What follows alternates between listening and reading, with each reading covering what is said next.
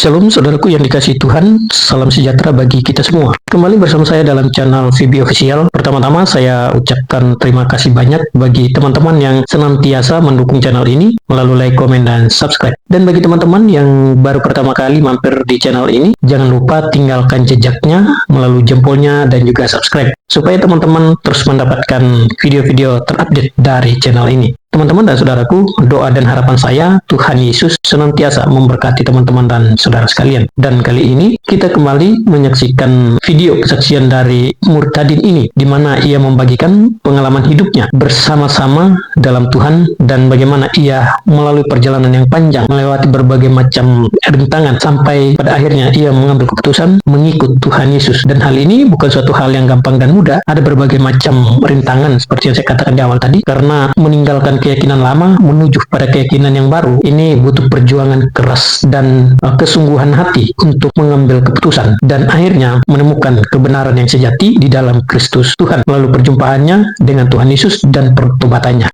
Karena itu, saya mengajak teman-teman dan Bapak Ibu sekalian untuk menonton satu cuplikan video ini sampai selesai. Jangan di-skip supaya teman-teman dan Bapak Ibu sekalian mendapatkan poin atau inti atau alasan mengapa dia murtad atau tinggalkan Islam. Untuk itu, kita langsung saja pada video berikut ini. Mana ceritanya kok bisa jadi Kristen? Nah, jadi saya tuh bukan dari orang mampu. Jadi setelah lulus SMP itu mama kan janda 3 anak. Jadi disuruh untuk mama tuh cuman jual dedak gitu. Dedak tahu kayak makanan ayam. Jadi apa namanya nih? Mama bilang mama ada janda nggak bisa kasih sekolah kalian 3 orang. Lalu lulus SMP, mama sudah suruh saya nikah. Cuman saya bilang saya masih mau sekolah. Akhirnya saya berantau lah ke kota. Saya di Kalimantan. Lalu merantau di kota, satu kota, lalu ada satu keluarga dia memang majelis di masjid gitu, istrinya PNS, jadi diangkatlah saya nih sebagai anaknya tapi ikut bantu di situ. Lalu apa ya intinya mereka mungkin karena ada masalah gitu mungkin sering bilang cerai gitu, jadi saya merasa nggak damai hati saya gitu. Lalu ketemulah sama tante saya ini saudara mama saya, jadi mama saya itu dulu murtad mualaf sorry. Ketemu sama bapak saya, betul. Bapak saya ini Bugis, betul. Ketemu tante ini Kristen. Nah memang mereka sederhana gitu, hidup mereka apa adanya gitu. Lalu dia ketemu saya, lalu saya berjilbab, saya SMA berjilbab, lalu dia kasih satu ayat sama saya, Yohanes 14 ayat 6 itu gitu. Jadi akulah jalan dan kebenaran dan hidup itu. Tidak ada seorang pun yang datang kepada Bapa kalau tidak melalui aku. Jadi karena itulah saya kok ini jawaban yang berapa tahun lalu saya cari gitu. Jadi hanya satu ayat itu sih, itu yang sepertinya langsung berubah hidup Anda ya. Betul. Iya, betul. Akhirnya Anda meninggalkan agama Islam lalu akhirnya menjadi seorang Kristen di usia yang sangat muda itu ya. Betul. Oke. Iya ceritanya. Ya, mantap lah. Oke. Jadi ini pesan Anda kepada orang-orang mungkin yang mengalami pergumulan hidup seperti Anda nih.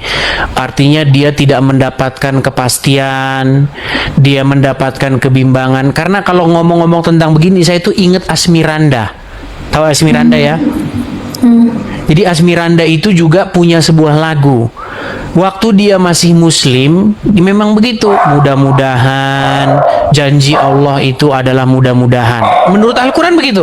Janji Allah itu tidak pasti di dalam Al-Quran. Janji Allah itu mudah-mudahan. Ada ayatnya. Ayatnya ada di dalam surat At-Tahrim, ayat yang ke-8 itu kalau tidak salah.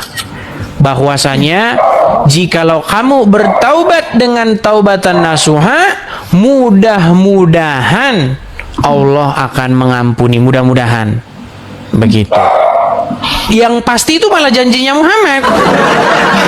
Kalau janjinya Muhammad malah pasti, barang siapa yang mengucapkan 2 kalimat syahadat, dia masuk surga. Tapi kalau Allah tidak pernah berani menjanjikan seperti itu, makanya memang makin dipelajarin agama Islam, memang makin goncanglah iman orang tersebut kalau dia mau sungguh-sungguh mau belajar. Nah, lagunya Asmiranda itu begini.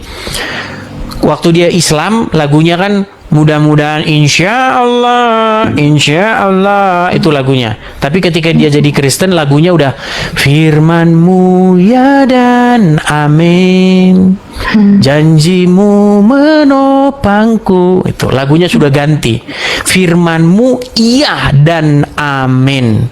Sementara firmannya Allah mudah-mudah.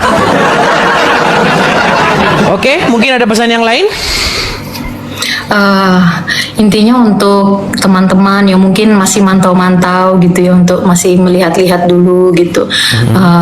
Apa ya, intinya jangan menunda untuk memilih jalan yang benar, Yesus Kristus. Jangan menunda untuk bertobat gitu, karena kan kita nggak tahu kapan Tuhan datang untuk menjemput kita gitu. Jadi kita nggak bisa selamat hanya karena usaha kita gitu. Saya memilih jalan untuk percaya kepada Yesus itu dari semua keluarga, cuman saya sendiri gitu. Tapi Tuhan bawa saya jauh lebih daripada yang saya bayangkan. Dulu saya pikir saya tuh hanya sampai di SMP, Bang Edis, tapi ternyata setelah saya ikut Tuhan, wah Tuhan punya banyak cara untuk memberkati hidup saya sampai di strata S2. Padahal bukan dari orang yang berada, tapi semua karena Tuhan. Maksud saya ya sebagaimanapun tangan manusia mencoba untuk merendahkan kita, ya Tuhan punya banyak cara untuk mengangkat kita. Ya, terima kasih. Terpujilah nama Tuhan Allah Tritunggal, di dalam nama Bapa, Putra, dan Roh Kudus. Ya, kesaksian yang sangat luar biasa, perjalanan hidup yang sangat panjang, yang awalnya keluarga yang tidak mampu dan bahkan hampir saja menikah di usia yang masih sangat belia. Ya, kira-kira kurang lebih 15 tahun sudah disuruh menikah oleh orang tuanya. Tetapi karena kemauan dan keinginan untuk mencari ilmu atau sekolah, akhirnya dia harus merantau keluar dari rumah, pergi jauh. Dan ya, kuasa Tuhan pun terjadi. Dan dia sekolah sampai ia menempuh pendidikan S2. Dan ini suatu hal yang sangat luar biasa, seperti yang sudah disampaikan tadi dalam kesaksiannya, bahwa tidak ada yang mustahil bagi Tuhan ketika mereka atau secara khusus murtadin ini memilih mengikut Tuhan Yesus. Maka di sanalah perubahan terjadi. Oke teman-teman, itu saja pesan saya. Kiranya Tuhan Yesus memberkati kita semua. Dan saya nantikan tanggapan dan komentar Bapak Ibu dan Saudara sekalian. Biarlah melalui kesaksian ini kita diberkati. Tuhan Yesus memberkati kita semua. Amin.